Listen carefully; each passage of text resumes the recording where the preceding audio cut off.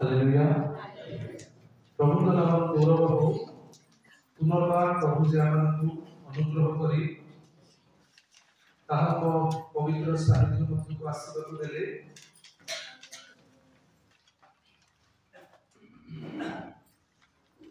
आसत এই সময়ে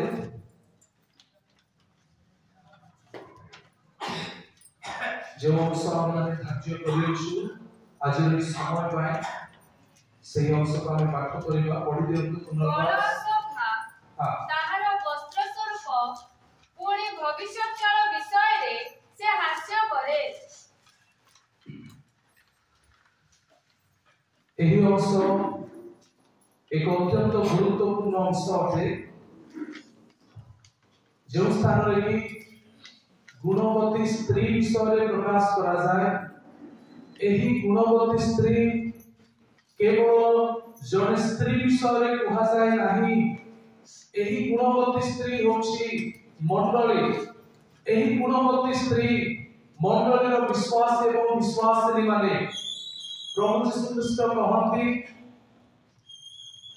हे पितर एई पत्थर उपरे आम्भे आमा मंडली तोलिबा नौकर बल ताहाको पराजय करि पारिबो नाही। 31 रो 25 पद आममानकु कहे बल ओ शोभा ताहार वस्त्र स्वरूप अटे। एही स्त्रीकर एही परि बल अछि जे नौकर बल मध्य ताहाको पराजय करि पारिबो नाही। प्रभु यीशु ख्रीष्ट प्रकाशित वाक्य रे कहନ୍ତି जे जय करे आम्भे ताहाको जीवन मुकुट देवा। एही प्रसंग रे 31 रो 25 आमान कहे जे बल ओ शोभा ताहार वस्त्र स्वरूप। प्रभु यीशु ख्रीष्ट एही परि एक शोभा से प्रदान करନ୍ତି। आजिर एही जो प्रसंग गुणवती स्त्री आमे पाठ करिछु हितोपदेश 31 रो 25 पद विशेष करी 10 पदरु 31 पद पर्यंत एही गुणवती स्त्री विषय प्रकाश करा जाय। तेबे आममानकर प्रसंग अनुसार आमे माने आलोचना करिबा बल ओ शोभा ताहार वस्त्र स्वरूप पुणी भविष्यत काल विषय से हास्य करे। एही बल की प्रकार बल अटे। एही शोभा की प्रकार शोभा अटे। हुए तो आमे गारे रहु रहु अनेकक संस्पर्श रे आसी थाउ। हुए तो आमे अनेक लोकमानक सहित वाद विवाद कथावार्ता हेबा समय जदि कोनोसी मां किबा भाईया मानकु कहि दिए तुम परिवार तुमको एमती तापरे आमे संगे संगे आमे सेवान मध्य उत्तर देई थाओ। हुए तो आमे घर को आसी कहिबा अमुक लोक बाबू विषय एमती कहउथिले मु काहे की छाड़ीबी। से मो पो विषय रे कहिला मु ता स्वामी विषय रे कहिली ता पोछ विषय रे कहिली ता सासु ससुर विषय रे कहिली। से गोटे कहले मु छाड़ीबा लोक की जे मु छाड़ीबी मु पूरा सब शुद्ध मूल सहित सब नै कि मु तांकु कहि दैछि। आ आमे बहुत खुशी हो जाओ। हमको बहुत आनंद लागे जे आमे ताहाकु ता मुख रे कहि दैछि। एही बल एही परि बल विषय रे कहे नाही। बल ओ शोभा ताहार वस्त्र स्वरूप पुणी भविष्यत काल विषय से हास्य करे। एही बल शारीरिक जागतिक बल विषय प्रकाश करे नाही। एही बल एही परि जहा केबे मध्य सरी जाय नाही। एही बल क्षीण होए नाही। एही बल पतित होए नाही। जदि आमे मनुष्य विषय देखिबा जिसायादार 40 अध्याय 6 एवं 7 पद आमान प्रकाश करे मनुष्य बल की परि एक जणर रब कने प्रचार कर 40 रो 6 7 ଏକ ଜଣର ରବ ପଢ଼ି ପ୍ରଚାର କର। ତହିଁରେ ଜଣେ କହିଲା, କଣ ପ୍ରଚାର କରିବା? ମର୍ତ୍ତ୍ୟ ମାତ୍ର ତୃଣ ସ୍ୱରୂପ ଓ ତାହାର ସମସ୍ତ ଶୋଭା କ୍ଷେତ୍ରସ୍ଥ ପୁଷ୍ପର ତୁଲ୍ୟ। ତୃଣ ଶୁଷ୍କ ହୋଇଯାଏ, ପୁଷ୍ପ ମ୍ଳାନ ହୁଏ, କାରଣ ତହିଁ ଉପରେ ସଦାପ୍ରଭୁଙ୍କର ଶ୍ୱାସବାୟୁ ବହେ। ନିଶ୍ଚୟ ଲୋକମାନେ ତୃଣ ସ୍ୱରୂପ। ଆମେ ସମସ୍ତେ ଧ୍ୟାନରେ ଶୁଣିବା, ଆମେ କିଏ? ମନୁଷ୍ୟର ବଳ କେତେ ଅଧିକ? ପରମେଶ୍ୱରଙ୍କର ବାକ୍ୟ ଆମମାନଙ୍କୁ କହେ ସମସ୍ତ ମନୁଷ୍ୟ କେତେ ବଳବାନ ହେଉନା କାହିଁକି? ପ୍ରଭୁଙ୍କର ବାକ୍ୟ କହେ ମର୍ତ୍ତ୍ୟ ମାତ୍ର ତୃଣ ସ୍ୱରୂପ। ମନୁଷ୍ୟ ଘାସ ପରି ଅଟେ। ପ୍ରଭୁଙ୍କର ବାକ୍ୟ କହେ ତୃଣ ଶୁଷ୍କ ହୋଇଯାଏ। ବର୍ତ୍ତମାନ ଘାସ ସବୁଜ ଦେଖାଯାଉଛି, ଆଉ କିଛି ସମୟ ପରେ ତାର ସବୁଜତା ଆଉ ରହେ ନାହିଁ। ମର୍ତ୍ତ୍ୟ ଏକ ମନୁଷ୍ୟକୁ ପୁଷ୍ପର ସହିତ ତୁଳନା କରାଯାଇଛି। ତାର ଶୋଭା କେତେ ସୁନ୍ଦର ହେଉନା ପଛେ ସମୟ ଆସେ ତାହା ମଉଳିଯାଏ, ଶୁଖିଯାଏ। ଏହିପରି ମନୁଷ୍ୟ, ପ୍ରତ୍ୟେକ ମନୁଷ୍ୟ। ପ୍ରଭୁ ମନୁଷ୍ୟର ବଳ ବିଷୟରେ ବର୍ଣ୍ଣନା କରି କହନ୍ତି, ତୁମେ ଘାସ ପରି ଲୋକ, ଆଜି ଭଲ ଦେଖାଯାଉଛ, କାଲିକି କଣ ହେବ ତୁମର କୌଣସି ଗ୍ୟାରେଣ୍ଟି ନାହିଁ। ଏହିପରି ମନୁଷ୍ୟର ବଳ। କିନ୍ତୁ ଏହି ସ୍ଥାନରେ ହିତୋପଦେଶରେ ପ୍ରଭୁ ତାଙ୍କର ଆତ୍ମାଙ୍କ ମାଧ୍ୟମରେ ପ୍ରକାଶ କରନ୍ତି ବଳ ଓ ଶୋଭା ତାହାର ବସ୍ତ୍ର ସ୍ୱରୂପ ଭବିଷ୍ୟତ ବିଷୟରେ ସେ ଭୟ କରେ ନାହିଁ। କି ପ୍ରକାର ବଳ? ମନୁଷ୍ୟର ବଳ ତ କ୍ଷୀଣ ହୋଇଯାଏ, କିନ୍ତୁ ଏହି ବଳ ଏକ ଚିରସ୍ଥାୟୀ ବଳ ଅଟେ। ପ୍ରଭୁ ଆଜି ଆମକୁ ଆହ୍ୱାନ ଦିଅନ୍ତି, ଏହି ବଳ ଜଣେ ଲୋକ ପାଖରେ ହିଁ ରହିପାରିବ, ସେ ହେଉଛି ଗୁଣବତୀ ସ୍ତ୍ରୀ। ଯେଉଁ ଗୁଣବତୀ ସ୍ତ୍ରୀ, ତାଙ୍କଠାରେ ଏହି ବଳ ଅଛି, ତାଙ୍କଠାରେ ଏହି ଶୋଭା ଅଛି। ସେ କି ପ୍ରକାର ଏହି ବଳକୁ ସେ ପାଇଛି? ସେହି ପଦରେ ଆମେ ମାନେ ପାଠ କରୁଛୁ, ବଳ ଓ ଶୋଭା ତାହାର ବସ୍ତ୍ର ସ୍ୱରୂପ। ହାଲେଲୁୟା। ବଳ ଓ ଶୋଭା ତାହାର ବସ୍ତ୍ର ସ୍ୱରୂପ, ମାନେ ଏହି ବଳ ତାକୁ ପରିଧାନ କରିବାକୁ ପଡ଼ିଛି, ଏହି ବଳ ତାକୁ ପିନ୍ଧିବାକୁ ପଡ଼ିଛି। ଏହି ବଳ ତାହାର ବସ୍ତ୍ର ଅଟେ, ତାହାର ନିଜର ନୁହେଁ। ଆଜି ପ୍ରଭୁ ଆମମାନଙ୍କୁ ଆହ୍ୱାନ ଦିଅନ୍ତି, ଆମେ ସମସ୍ତଙ୍କୁ ଏହି ବଳ ପରିଧାନ କରିବାକୁ ପଡ଼ିବ। ଏହି ବଳ ଆମେ ସମସ୍ତଙ୍କୁ ରହିବାକୁ ପଡ଼ିବ, ଯଦ୍ୱାରା ଆମ୍ଭେମାନେ ଭବିଷ୍ୟତ କାଳ ବିଷୟରେ ଭୟ କରିବା ନାହିଁ। ପ୍ରଭୁ ଆମମାନଙ୍କୁ ଆହ୍ୱାନ ଦିଅନ୍ତି, ଏହି ଗୁଣବତୀ ସ୍ତ୍ରୀ କିପରି ଏବଂ କେଉଁ କେଉଁ ଗୁଣ ଦ୍ୱାରା ଏହି ବଳକୁ ସେ ପ୍ରାପ୍ତ ହୋଇଛି। ଆମେ ପାଠ କରିବା ସେହି 31:10 ଯେତେବେଳେ ଆମେ ଦେଖୁଛୁ, ସେହି ସ୍ଥାନରେ ଗୁଣବତୀ ସ୍ତ୍ରୀର ଉତ୍ତମ ଗୁଣ ଗୁଡ଼ିକ ପ୍ରକାଶ କରାଯାଇଛି। ମୁଁ ପଢୁଛି 11-12 ପଦ ଲେଖା ଅଛି, ତାହାର ସ୍ୱାମୀର ହୃଦୟ ତାହାଠାରେ ନିର୍ଭର କରେ, ପୁଣି ତାହାର ଲାଭର ଅଭାବ ହୁଏ ନାହିଁ। ସେ ଜୀବନ ଯାଏ ସ୍ୱାମୀର କ୍ଷତି ନ କରି ମଙ୍ଗଳ କରେ। ହାଲେଲୁୟା। ଏହି ଦୁଇ ପଦ ଗୁଣବତୀ ସ୍ତ୍ରୀର ଏକ ଏହିପରି ଗୁଣ ବିଷୟରେ ପ୍ରକାଶ କରେ। ସେହି ଗୁଣ ହେଉଛି ଏହି ସ୍ତ୍ରୀର ବିଶ୍ୱସ୍ତତା, ଫେଥଫୁଲନେସ୍। ଏହି ସ୍ତ୍ରୀ ଏତେ ବିଶ୍ୱସ୍ତ ଯେ ତାହାର ସ୍ୱାମୀ ସେ ତା ଉପରେ ନିର୍ଭର କରୁଛି। ଏହି ସ୍ତ୍ରୀ ଏତେ ବିଶ୍ୱସ୍ତ, ସେ ଜୀବନ ସାରା କେବେ ମଧ୍ୟ ତା ସ୍ୱାମୀର କ୍ଷତି କେବେ କରିନାହିଁ। ଏହି ସ୍ତ୍ରୀ ଏତେ ଭଲ, ସବୁବେଳେ ତା ସ୍ୱାମୀର ମଙ୍ଗଳ ହିଁ ଚାହିଁଛି। ଏହି ସ୍ତ୍ରୀ ହେଉଛି ଗୁଣବତୀ ସ୍ତ୍ରୀ। ଏହା ଗୁଣବତୀ ସ୍ତ୍ରୀର ଏହି ସର୍ବୋତ୍ତମ ଗୁଣ ହେଉଛି ବିଶ୍ୱସ୍ତତା, ଫେଥଫୁଲନେସ୍। ରୁତ ତାର 1-7 ଏବଂ 8 ପଦ ଆମେ ପାଠ କରିବା। ଏଣୁ ଆପଣା ବାସସ୍ଥାନ ଛାଡ଼ି ସେ ଓ ତାହା ସହିତ ତାହାର 2 ପୁତ୍ରବଧୂ ଜିହୁଦା ଦେଶକୁ ଫେରିଯିବା ପାଇଁ ପଥରେ ଗମନ କଲେ। ଏଥିରେ ନୟ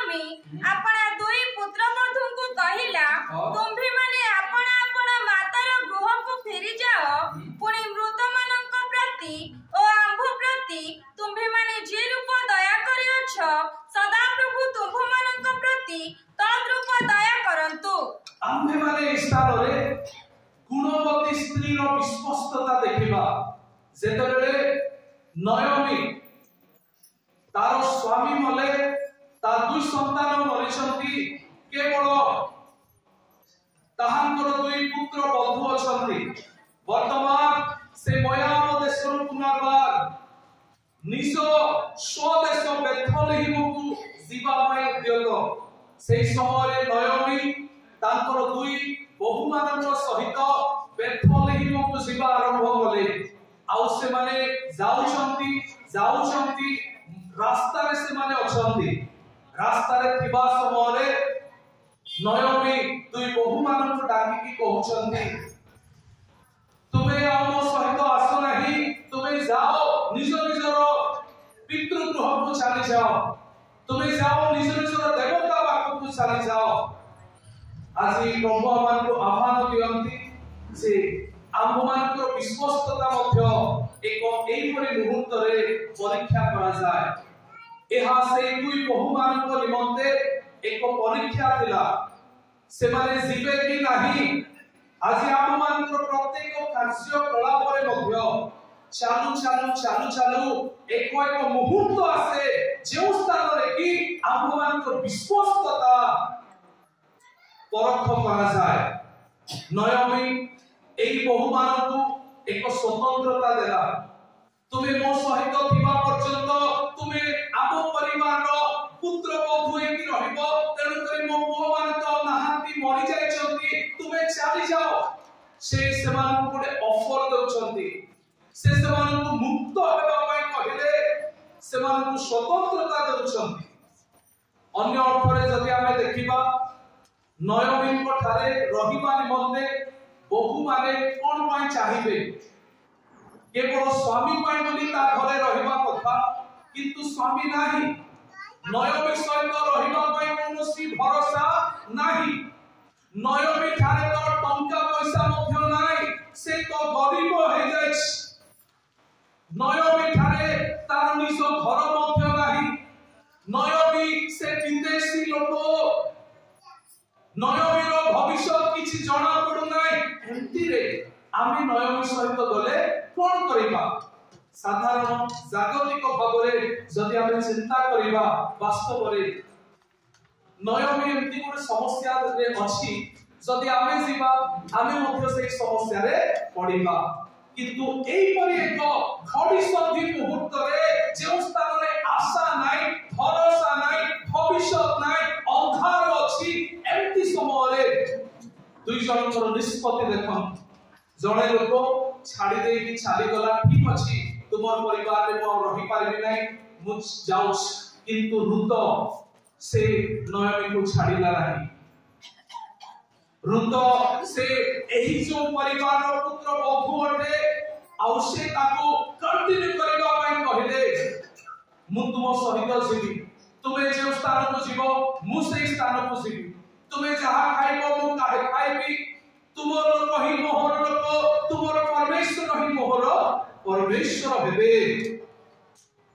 আজি प्रभु आमान को आह्वान दियंती आम विश्वस्तता विषय रे रुतंकर विश्वस्तता देखंतु ता स्वामी मरि जायछि एई तो जने सासु हुए तो से चाहिले छाड़ी की चाली जाय थाते जने युवती विधवा अटे हुए तो कामारण रे दग्ध हेबा निमंते से चाहि थाते हुए तो अन्य स्वामी की ग्रहण करि पारे थाते किंतु रुत से जो स्वामी को से निजर स्वामी भाव रे ग्रहण करिथिला ता सहित विश्वस्त रहिबा पाए जीवन रे हेउ किबा मरण रे हेउ से मरि जाय तथापि तार विश्वस्तता से रखु अछि नाही मो एही परिवार सहित ही सेबी आज आम मान को पाए आम को विश्वस्तता विषय आह्वान दिया जाए स्वामी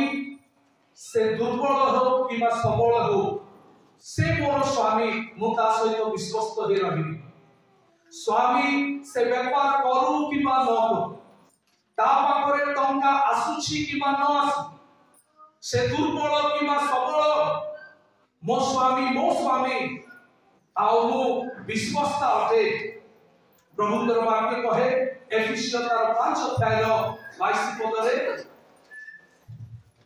हे स्त्री माने हां तुम्हे माने जे परि प्रभुंकर बसीभूता तुम्हे माने जे परि प्रभुंकर बसीभूता सेही परि आपण आपण स्वामीर बसीभूता हो सेही परि आपण आपण स्वामीर बसीभूता हो हालेलुया एहा होची प्रभुंकर आज्ञा आमे जे होना काहेकि आम स्वामी जे होना काहेकि हुए तो दिने परिवार भलो चलीथिला हुए तो बडे दुर्घटना आसीला हुए तो स्वामी रो परिस्थिति दयनीय हैला तथापि प्रभु कहंती आपण आपण स्वामी को बसीभूत हुओ आ गुणवती स्त्री से निजर स्वामी सहित विश्वस्त अछि आसी मंडली विश्वासी विश्वासिनी आम्भ मान को निमंते आभार परस्पर संपर्क रे आमे केते विश्वस्त अछि आमे माने जेतबेले कि परस्पर आमे माने एक समाज रे अछु एक मंडली रे अछु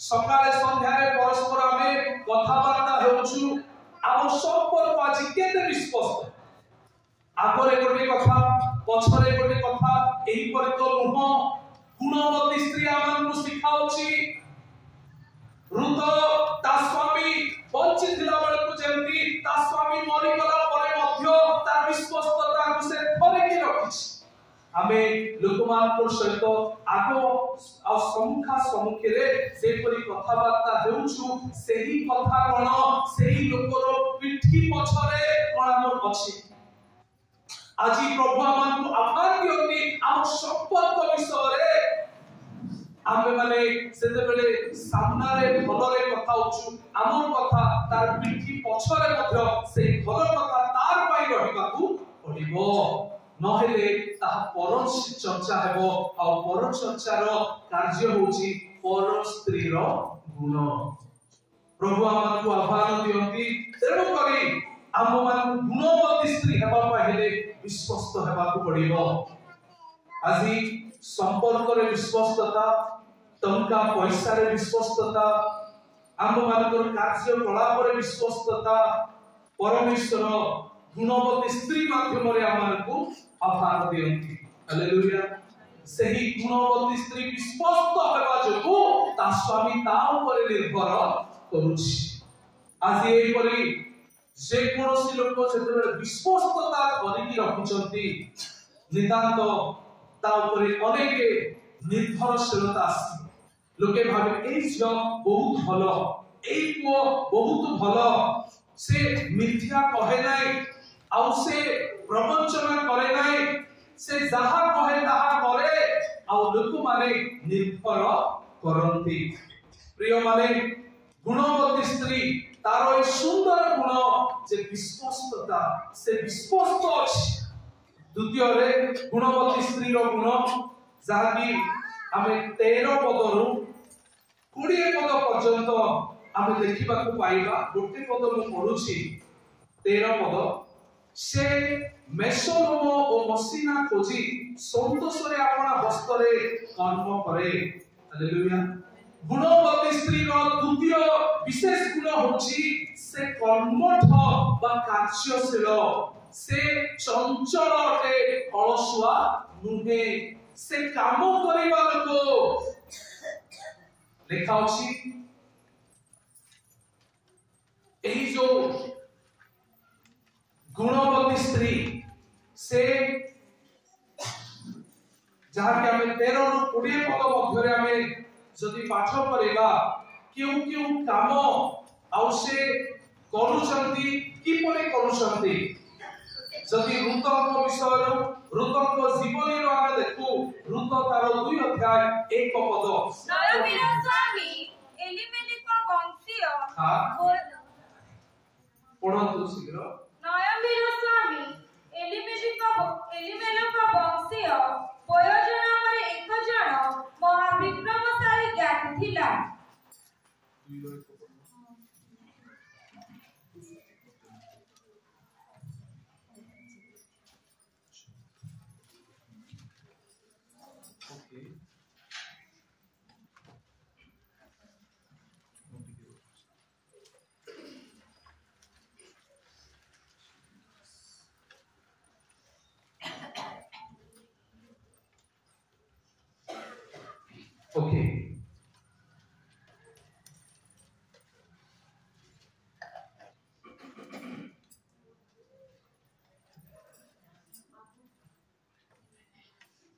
এই করো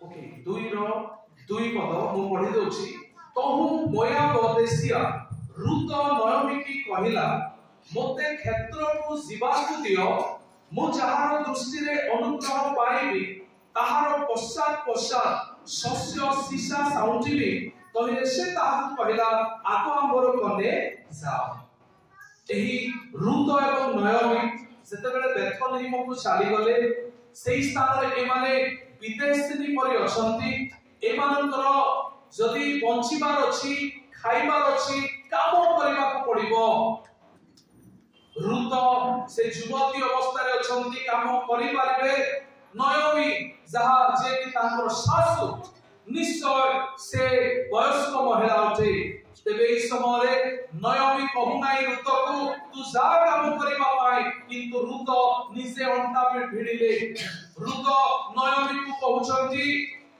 मते क्षेत्र को जीवाकू दियो से निजे काम करबा पाई बाहरिले आ लेखा अछि कि से संतोष रे आ सही काम को करूछंती आजि प्रभु मन को आह्वान दियंती गुणवती स्त्री हेबा पाई हेले आम मन को कार्यशीलता देखाइबा को पड़िबो आम मन को कर्मठ हेबा को पड़िबो एही गुणवती स्त्री से निज परिवार विषय रे चिंता करे निज परिवार रो प्रतिपालन करे निज परिवार रो आवश्यकता पूर्ण करे आ निज परिवार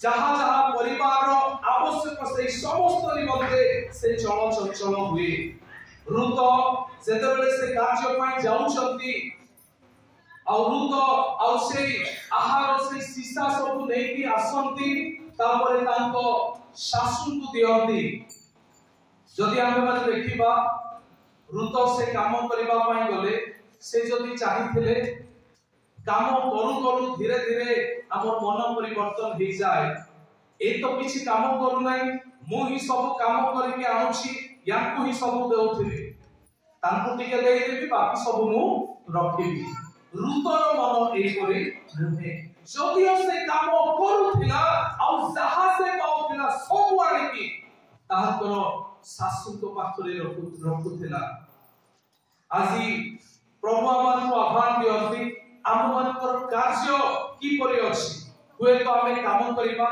जेतु मु काम करूछि मु अर्जन करूछि मु काहे की स्वामी की देबे मु काहे की स्त्री को देबे जहा ताहार प्राप्य ताहा देकी बाकी सब मोर इच्छा अनुसार मु कार्य करिबे रुतंकर मन एक परि रुहे रुत से स्वार्थहीन भावरे कार्य कले एवं स्वार्थहीन भावरे रुत से ताहा प्रदान कले रुत जेकी दासी मानकर पछे पछे थिले माने दासी ठारो भी आ हीन तांकर कार्य आज हमर काम पाई आमे कोन लज्जाबोध करूछि अनेक समय आमे भाबू गोटे बड़ काम हेले ही मु काम करिबी एई छोट काम मु करिबी नाही आ जेबे पर्यंत आमे काम करूनु काम न कले हमको पैसा नाही परिवार ऋण उपरे ऋण बोझ परिवार टंका कोठू आसीबो जेतु काम करबा पा हमको लाज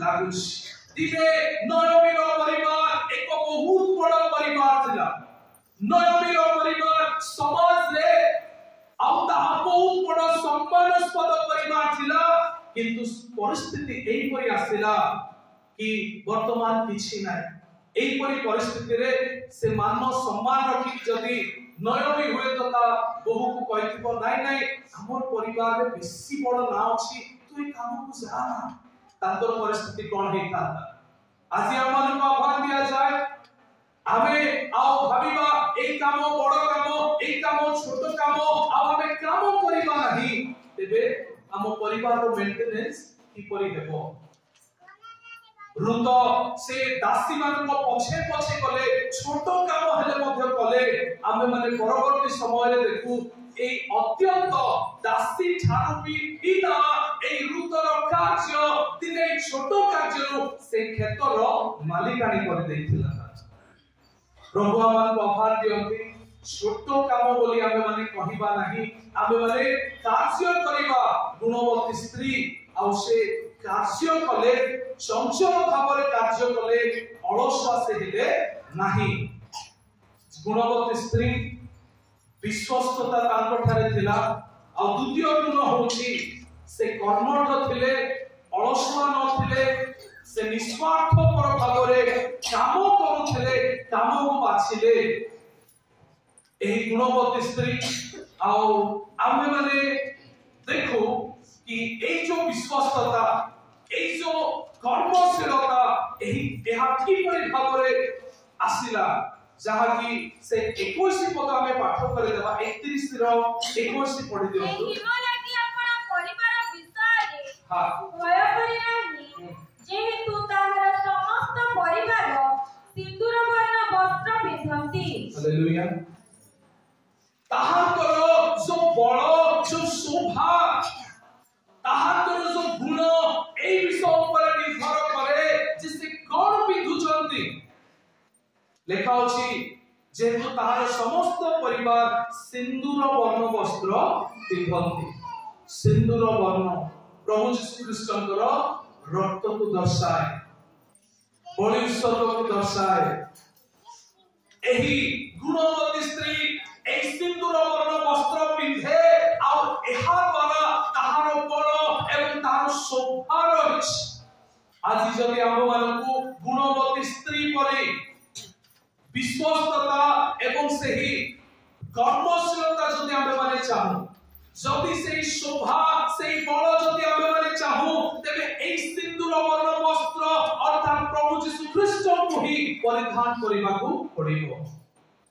ଆମମାନଙ୍କର ଠାରେ সেই চিরস্থায়ী বড় রূহে, সেই শোভা রূহে আমি তৃণ পরি মনুষ্য, পুষ্প পরি মনুষ্য, কিন্তু গুণবতী স্ত্রী যে বড়, যে শোভা পাইলা যদি তাহা আমি মানে চাহু, তেবে আমি মানে প্রভু যীশু খ্রিস্টଙ୍କୁ ହିଁ ପରିଧାନ କରିବାକୁ ପଡ଼ିବ। ପ୍ରିୟ ମାନେ ପ୍ରଭୁ ଆମମାନଙ୍କୁ ଆହ୍ୱାନ ଦିଅନ୍ତି ଯେତେବେଳେ ଯୀଶୁଙ୍କୁ ଆମେ ମାନେ ବସ୍ତ୍ର ସ୍ୱରୂପେ ଆମେ ମାନେ ପରିଧାନ କରିବା। ଗୁଣବତୀ ସ୍ତ୍ରୀର ଯେପରି ପ୍ରଶଂସା ହେଇଛି 31 ର 30 ରେ ପଢି ଦିଅନ୍ତୁ। ଲାବଣ୍ୟ ପ୍ରବଞ୍ଚନାଜନକ ଓ ସୌନ୍ଦର୍ଯ୍ୟ ଆଶାର, ମାତ୍ର ଯେଉଁ ସ୍ତ୍ରୀ ସଦାପ୍ରଭୁଙ୍କୁ ଭୟ କରେ ସେ ପ୍ରଶଂସିତା ହେବ। ଯେଉଁ ସ୍ତ୍ରୀ ସଦାପ୍ରଭୁଙ୍କୁ ଭୟ କରେ ସେ ପ୍ରଶଂସିତା ହେବ। ପବିତ୍ର ଆତ୍ମା ତାର ପ୍ରଶଂସା କରୁଛନ୍ତି। ହାଲେଲୁୟା। ଏହି ଯେଉଁ ସ୍ତ୍ରୀ କି ସଦାପ୍ରଭୁଙ୍କୁ ଭୟ କରୁଛି, ଅର୍ଥାତ୍ ସେ ଯୀଶୁଙ୍କୁ ନିଜର ବସ୍ତ୍ର ଭାବରେ ପରିଧାନ କରିଛି। ଫିଲିପିୟ 2:5 ରେ ପ୍ରକାଶ କରାଯାଏ, ଖ୍ରୀଷ୍ଟ ଯୀଶୁଙ୍କର ଯେପରି ମନ ଥିଲା ତୁମ୍ଭମାନଙ୍କର ମଧ୍ୟ ସେହିପରି ହେଉ।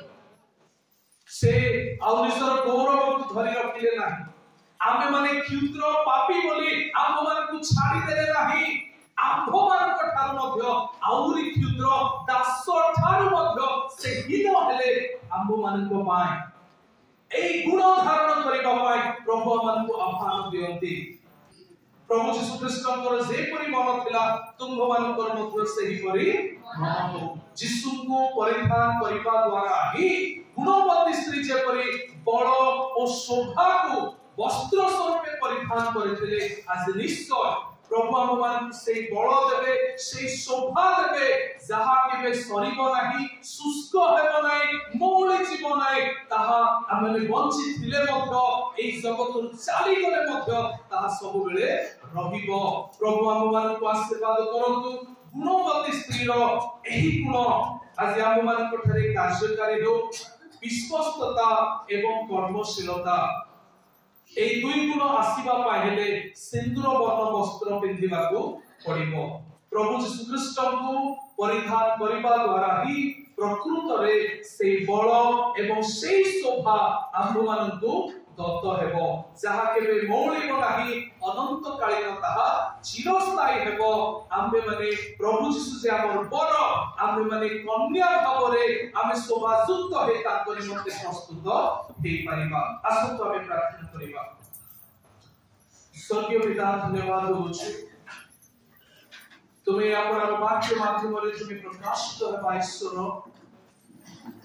पिता ईश्वर दिन मानकरे आम्भे माने से परि प्रस्तुत हेबु दया करी तुम्हें कार्य करो प्रार्थना करूछु गुणवती स्त्री जो समस्त गुण धारण कले आज आम्भे माने मध्य पिता सही गुण संपन्न हेबा को दियो प्रार्थना करूछु पिता दया करी मंडली आमे समस्त को आशीर्वाद करो जिसुଙ୍କ नामରେ मागुछु आमेन।